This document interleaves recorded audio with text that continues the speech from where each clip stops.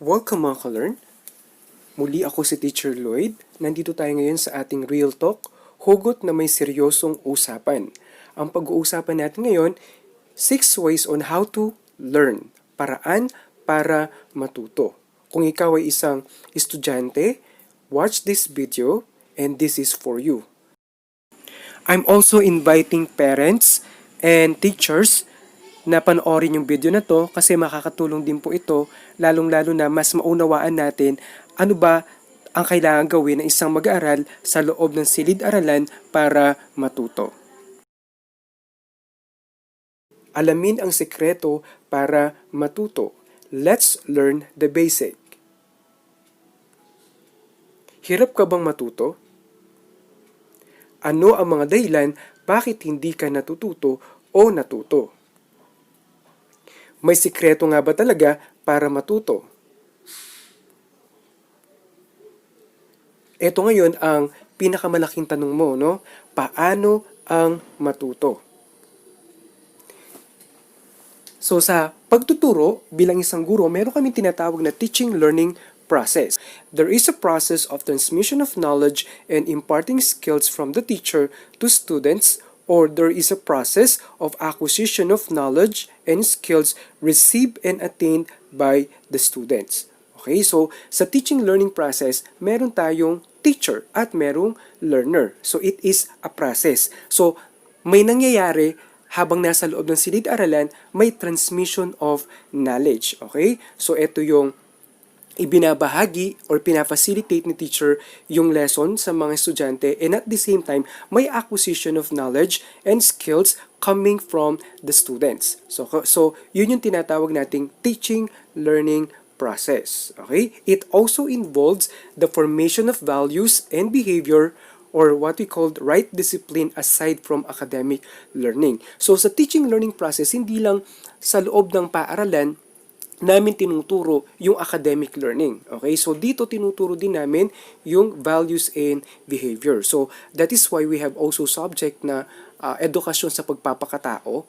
Okay? So yun, or values education. So doon tinuturo namin yung tamang asal para magkaroon ng tamang disiplina. Okay? So yun yung tinatawag nating teaching learning process. Okay? So, sabi nga no, sa classroom may batas, classroom rules and regulations. So, sabi dati ni Kim Chu, no, sa classroom may batas. Totoo, may batas sa classroom.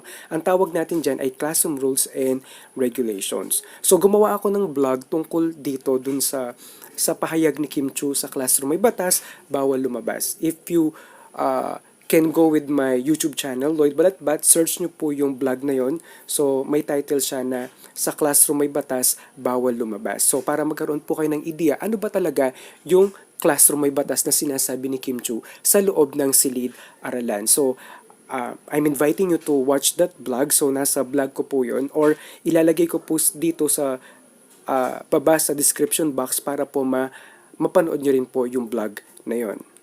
So there's a transmission and transformation of learning from the teacher's effort to students' effort. So pag sinabi natin transmission, there is a transfer of knowledge and skills, okay, coming from the teachers, okay, because of the lesson, and then to the students. And from the students naman, merong transformation of learning. Kailan ba nagkakaroon ng transformation of learning? Kapag si students mula sa hindi niya alam hanggang sa naging alam niya. Okay? So there's a changes. Okay? So there's a positive changes there. So natutunan ni student. Mas makabuluhan ang transformation of learning kapag si students hindi niya lang basta natandaan, ang importante dito ginawa niya.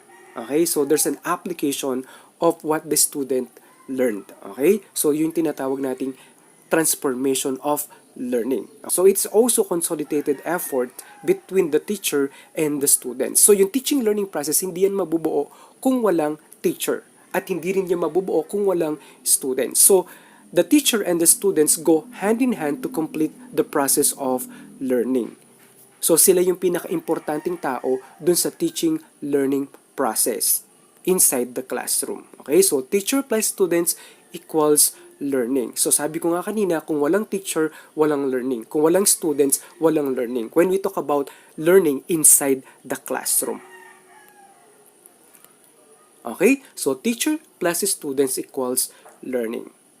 So, sabi ko nga kanina, merong dapat effort na gagawin si teacher at saka si students para mabuo yung learning na tinatawag natin. Ano ba yung effort at saka function? Okay? So, si teacher dapat may mag-exert siya ng effort at saka function. And then, also, si students, meron siyang effort at saka function. So, aalamin natin yung function at saka effort ni teacher at saka ni students para mabuo yung teaching learning process. Okay, hindi mabubuo ang teaching learning process kung wala ang isa sa dalawang importanteng tao sa learning. Ito ay ang guro at mga mag-aaral. Lagi silang magkasama at nagtutulungan para matuto ang isa't isa. Doon sa teaching learning process kasi, hindi lang naman si teacher ang nagbibigay ng kaalaman, okay? Pati rin si students, okay? So yun yung tinatawag naming feedback, okay? When it comes to discussing the lesson, so si students nagbibigay din siya o nagpa-participate din siya dun sa talakayan. So si teacher natututo mula sa estudyante, mula sa kanyang karanasan, mula sa kanyang ideya, opinion, and at the same time, okay, si students din natututo dun sa pinrepare na lesson ni teacher. So it's a reciprocal learning. So ang bawat isa ay natututo, okay, sa karanasan, sa mga opinion ng bawat isa. Okay, ngayon pag-uusapan natin ano ba yung function ni teacher at ano ba yung mga effort na ginagawa ni teacher sa loob ng silid-aralan. Okay, ang pinaka-function ni teacher is to teach, para magturo. Of course, para makaturo siya, may mga effort siya na gagawin. Ano yung mga yon?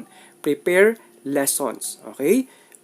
So si teacher bago haharap yan sa mga estudyante, so naka-prepare na yung lesson niya. So alam niya yung sequence nung lesson niya. Kabisado niya yung lesson niya. Okay? Tapos si teacher mag-exert siya ng effort para mag-prepare ng instructional materials. Ano ba yung mga instructional materials?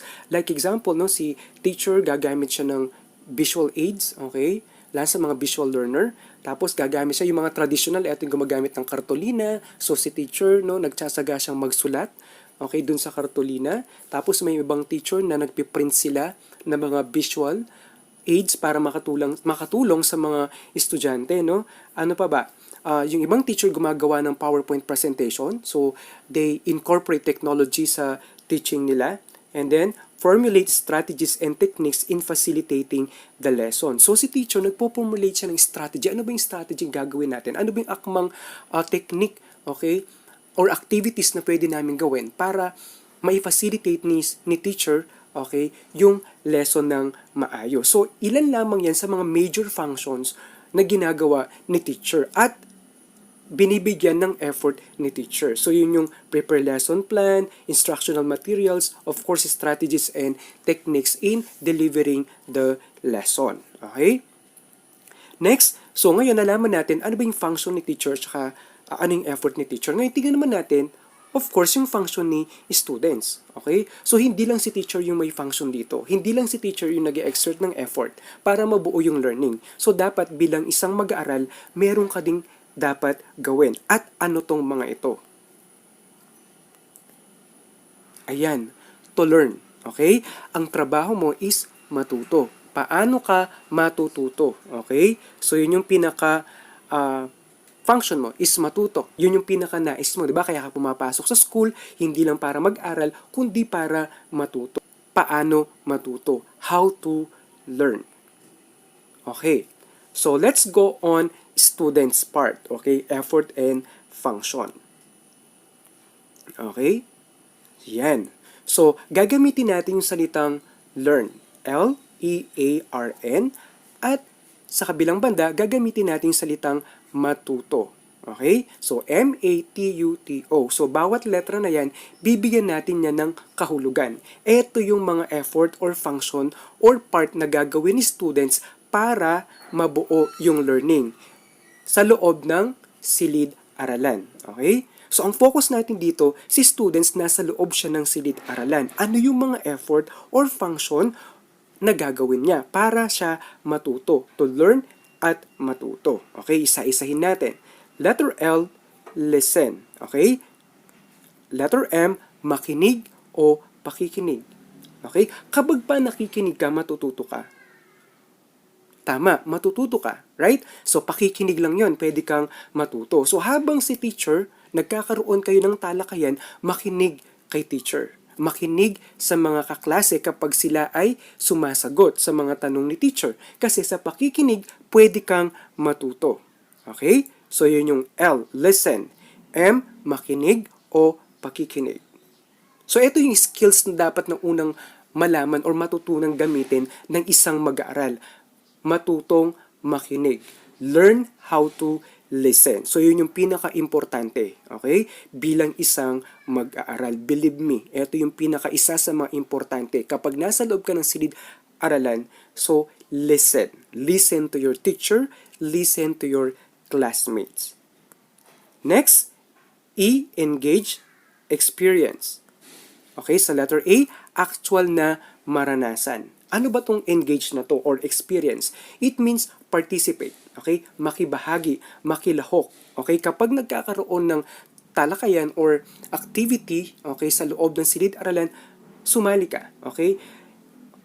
Meron kami tinatawag na learning by doing or experiential learning. Mas matututo ang isang mag-aaral kapag ito ay kanyang actual na naranasan. Kailangan bilang isang mag-aaral, makilahok ka, mag-participate ka. So, sabi nga no, learning by doing or experiential learning. Mas mabilis ang pagkatuto kapag actual mong naranasan yung skills na yon na dapat mong matutunan or competencies na dapat mong matutunan.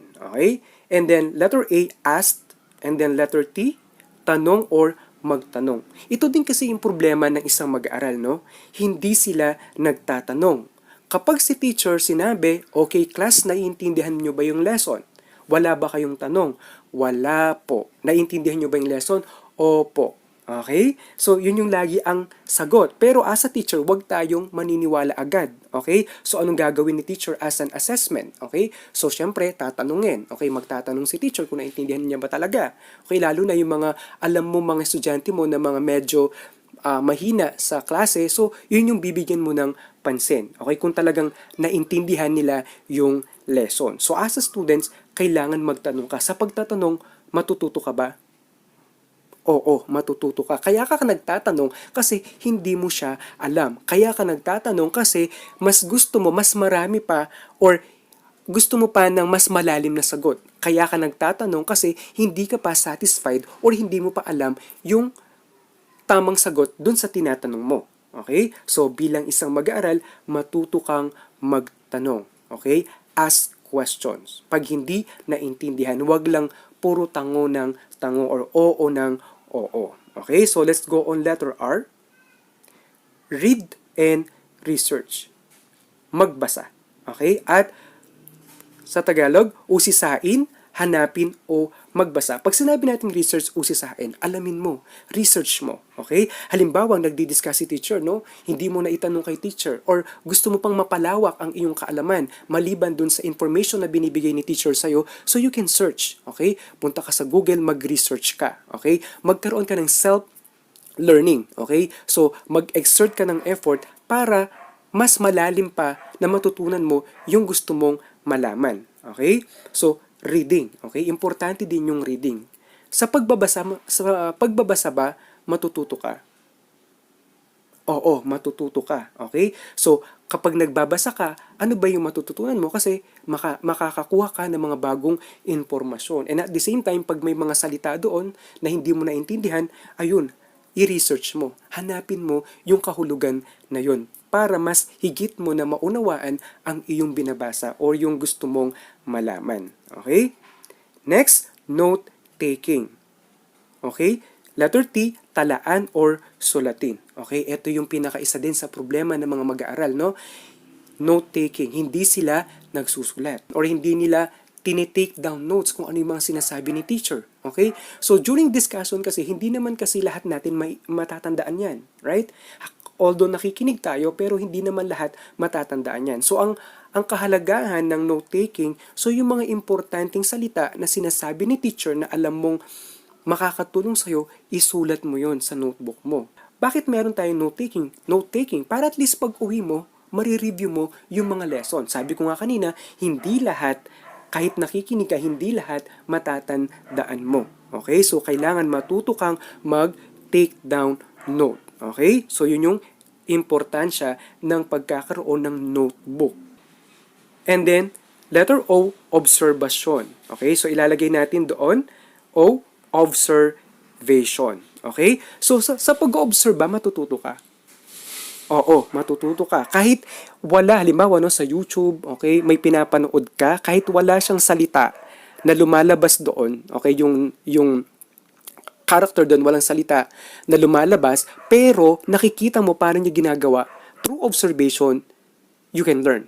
Okay? Matututo ka. Okay? So, ganun yung kahalagahan ng observation. So, ito yung mga paraan o mga sikreto paano matututo ang isang mag-aaral. Meron tayong learn at matuto. Okay? Ano kasi yung learn?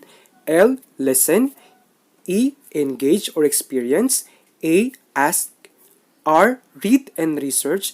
And note-taking. Sa matuto naman, meron tayong M, makinig o pakikinig. A, actual na maranasan. D, magtanong. T, magtanong or tanong. U, usisain, hanapin or magbasa. And then letter T, talaan or sulatin.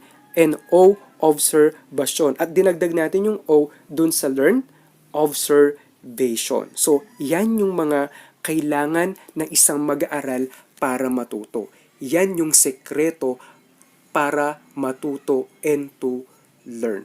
Okay? So, 100% kung gagawin mo yan, matututo ka. Okay?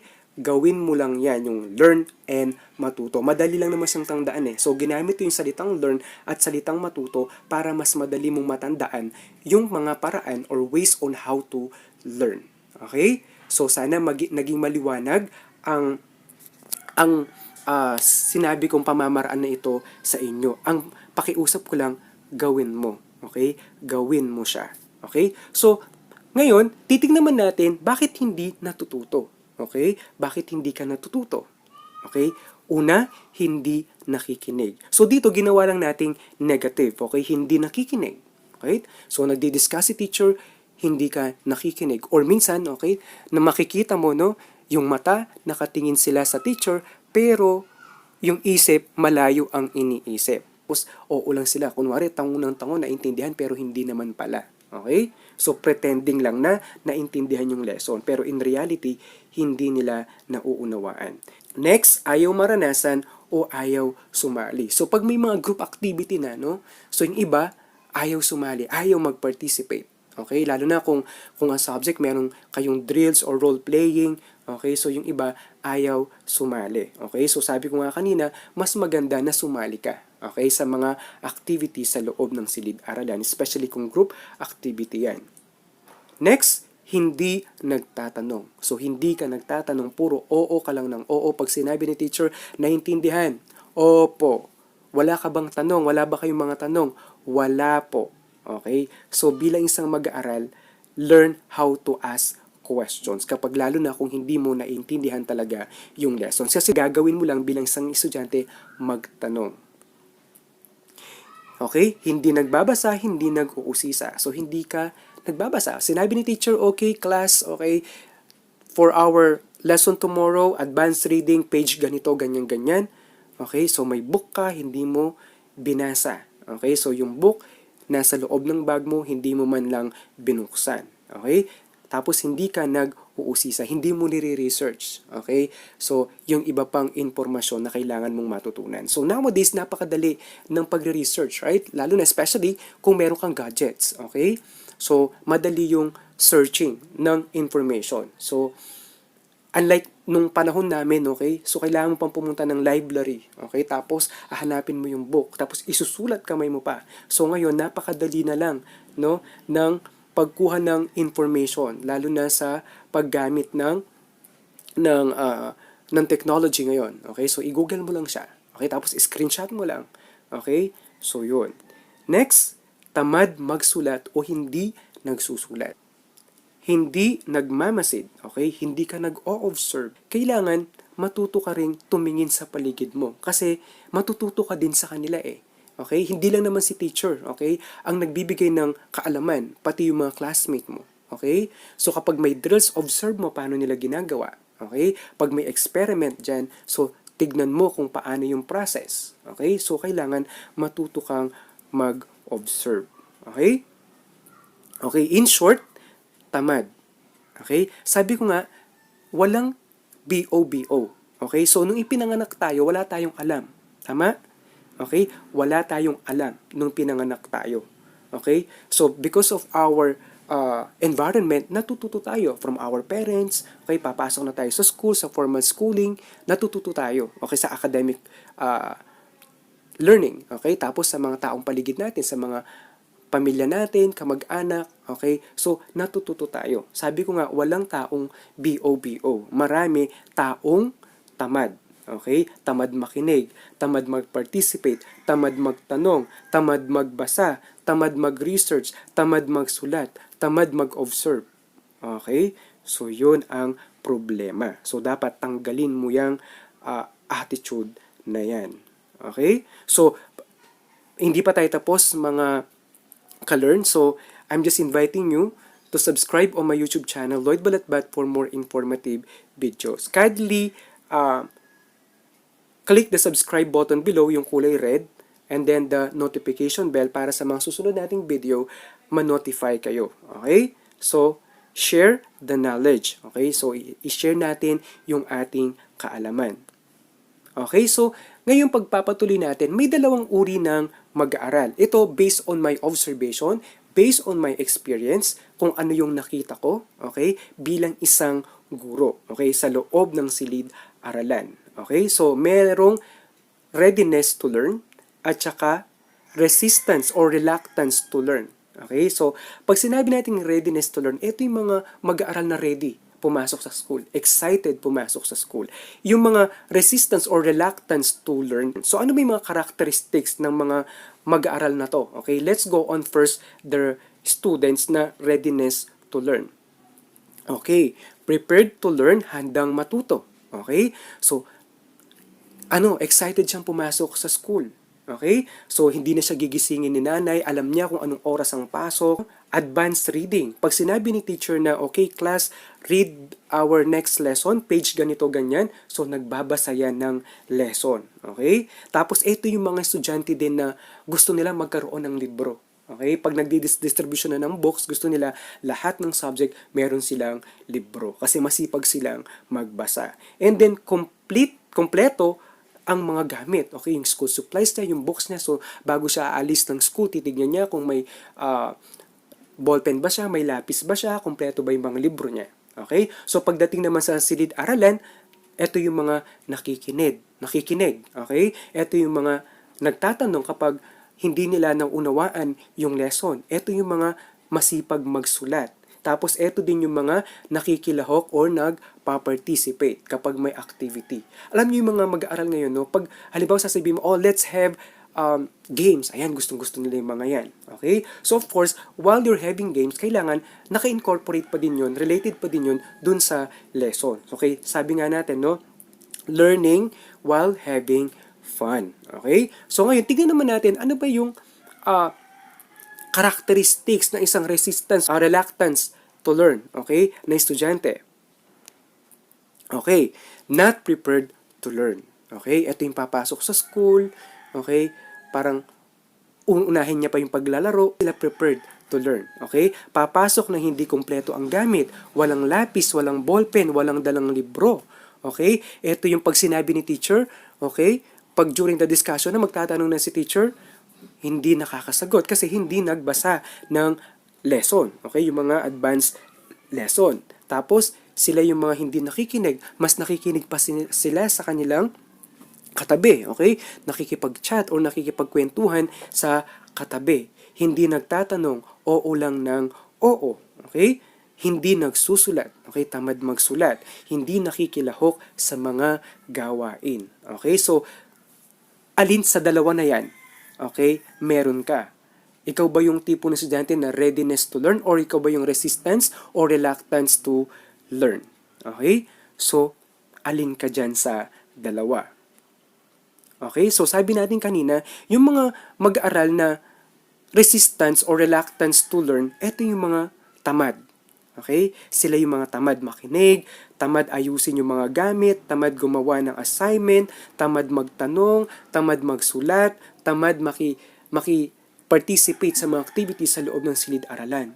Okay? So baguhin mo ang mga pananaw na ito bilang isang estudyante, tanggalin mo yan, no? Anong dapat mong gawin? Gawin mong tama, okay? Gawin mong tama itong nasa resistance or reluctance to learn. Kung ganito ka, gawin mong tama, tanggalin mo yung letter D. Okay? Gawin mong tama. Magkaroon ka ng positive outlook, okay, sa pag-aaral. Okay? Anong gagawin mo dun sa letter D?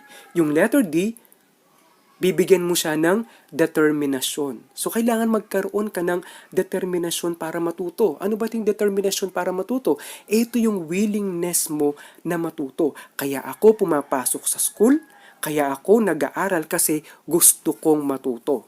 Kahit mahirap ito, matututunan ko. Alam mo ba, walang mahirap sa taong gustong matuto. Okay? Kahit sobrang hirap yan dahil gusto mong matuto, matututo at matututo ka. Okay?